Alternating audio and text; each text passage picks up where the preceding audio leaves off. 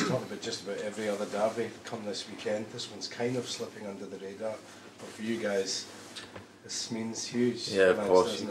You got Celtic Rangers on Sunday, but we're focused on obviously Hamilton on Saturday. Big game for us. We know that it's going to be a battle for us, a scrap. We know what we're expecting, but we've got good form against them recently, especially at their place. So we've been preparing all week for Saturday, so we'll be ready. Talking about a battle and scrap, like the last league game that was here, it was a bit of a scrap, as the manager said. Listen, rein it in a wee bit.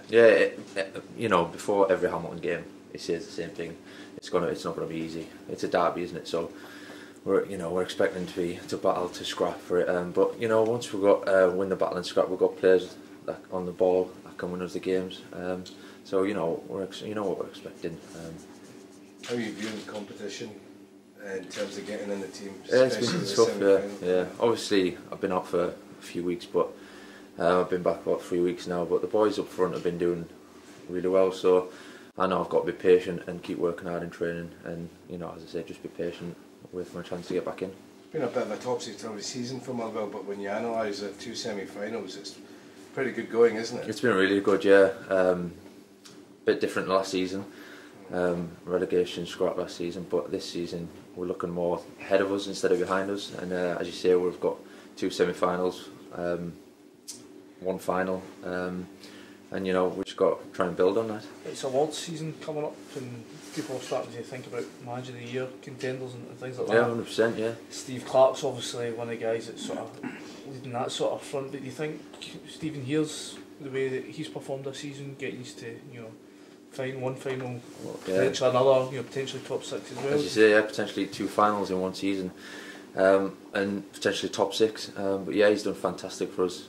He's changed things around when he came in. He's got rid of quite a few players, brought his own players in, kept a few of us, and he's done, as I say, he's done fantastic for us. His record speaks for itself, really. But yeah, he's been great. How would you describe the impact he's made? What's been the things that you've seen that he's sort of targeted and changed over his time? To be fair, the first day he came in, he spoke to me and said, I know you haven't been playing recently, but you're my type of player, and straight away that's really good for me.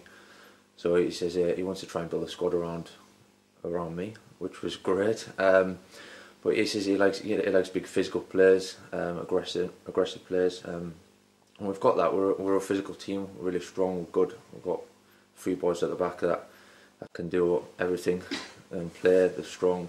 But as I say, he's done fantastic since he came. I think it's fair to say that perhaps last season Motherwell might have been pushed around a wee bit, but that's not something that can be sort of labelled against this team. You can't be bullied in that sense. Maybe it was a case of last season.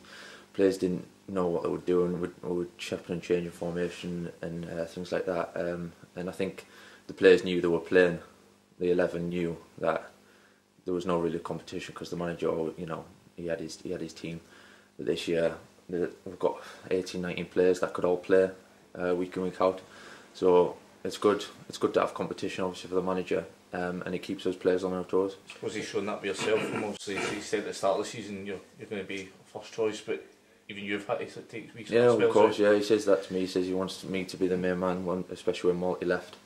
And he's obviously brought Main in and Dia, and I said before, they've done fantastic. So I've got to be patient and keep working hard in training, and when I get my chance, take it with both hands. Ryan, how important was it for you when the manager came out talking post the semi-final against Rangers? You're talking about aggression there. He said, I would never take that away from my players, and particularly you were coming in for a bit of slack at the time. Yeah, well, of course. I mean, I got slack everywhere I went, on Twitter and everything, about leading with my elbows, but to be fair, the manager backed me. He stuck up for me and says, everyone does it. All good strikers around the world, they jump and they use your arm for leverage. So he stuck up for me. To be fair, but it's a physical game. You're gonna get bumps and knocks, aren't you? But it's got to play your game. When it comes to the derbies, in terms of Hamilton, do you think they're perhaps not quite the force they were in terms of you look at the players that they're missing? They've got Ali Crawford out, Darry McKinnon out, they've lost Greg Docherty at Rangers. I mean, do you think they? Yeah, as I said before, they're looking up, over their shoulder this season, which is good. But we know they've got a few suspensions and people come back from injuries. But we know we've got to concentrate on ourselves and concentrate on our game first and foremost. And everything else will take care of itself. How do you view the fact that they haven't played a competitive game in 2 weeks? Do you see that as maybe they've been fresh, or...? You can look at it both ways. You can say they'll be fresh, they haven't played, but on the other hand, they haven't played for 2 weeks, so they might not have match fitness, you know, but it's all ifs and buts. But as I said, we need to concentrate on ourselves and work on our game. Sure, you'd much rather come on the back of a quarter-final win than not playing 2 weeks? 100%, yeah, of course, yeah, agree, yeah. Just in terms of touched upon it at the start of the competition, what the manager said to you, just bide your time, and obviously you'll be very anxious with the semi-final coming up in a few weeks' time.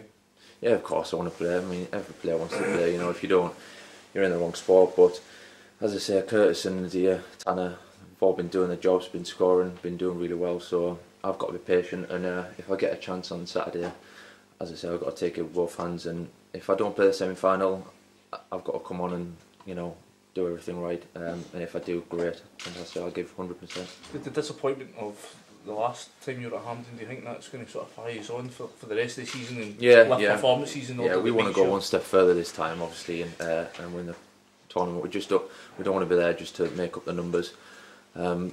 Killy Aberdeen will be, whichever, they'll be both a tough game. They're both in good form. But as I say, we want to go one step further this time and win the competition. That'll be fantastic for everyone. What sort of reactions Carroll been getting this week? I mean, I think your reaction to his goals are... Oh, it was unbelievable. You were a bit shocked, I think. I did a little bit. I didn't even know he had a right foot. But no, I think he got Twitter back. He was that buzzing. He got Twitter back and got a few messages on that. After the goal? After the goal, yeah, straight after the game, he reinstalled his Twitter app and had a look at that. But no, it's fantastic. Some goal it was to win a game. I mean, is it just the sort of thing that goes for you when everything, your team's confident and you're playing well? Those are the sort of things that go right for you. They fly in the top corner. Whereas if you're struggling, it's the sort of thing that sails over the bar. Well, we know that the longer the game went on, we're a fit team. We feel like we're one of the fittest in the league. So we feel like if we're going to keep creating chances, we're going to end up getting a goal in the end. And Carl McHugh stepped up with a brilliant effort and put us in the next round. Obviously, he's going to miss the semi-final. Do you think there's going to be a bit about you that you want to make sure you can get through the final for him? For Carl, especially to get the final for him for that goal. But it's another chance for another player to step in his job, step in his place, and you know, do one. Was the dressing room encouraging him to bring his Twitter back, or how did you do? Yeah, a few of us said actually after the game, you'll have to get your Twitter back and see what reactions, because I think after he left Plymouth, he still gets stick from Plymouth fans, but we said you should get your Twitter back and see all the messages, and obviously he did for a little while. I don't know if he's still got it on, but is that why you get rid of it when he left Plymouth? That's why you get rid of his Twitter? Yeah, from all the stick he was getting.